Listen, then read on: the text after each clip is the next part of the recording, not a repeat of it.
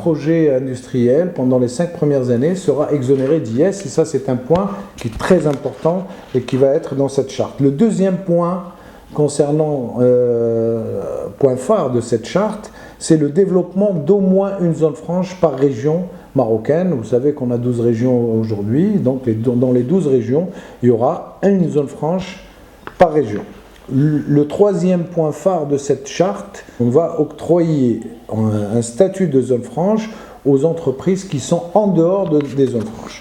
Le quatrième point, c'est celui de l'octroi d'un statut d'exportateur indirect aux sous-traitants marocains.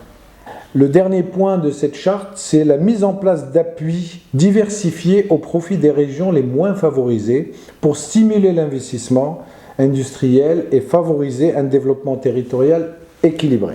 Donc je rappelle juste que cette charte et ces lois sont tout à fait en adéquation avec le plan d'accélération industrielle. C'est des points qui ont été très souvent demandés par les organisations, les fédérations marocaines, et qui ont été discutés avec la Direction générale des impôts et avec le ministère des Finances. Je rappelle juste enfin que cette charte est un projet de loi, donc qui va passer par la procédure administrative du secrétaire général du gouvernement et le Parlement, et va entrer en vigueur dès qu'il sera voté.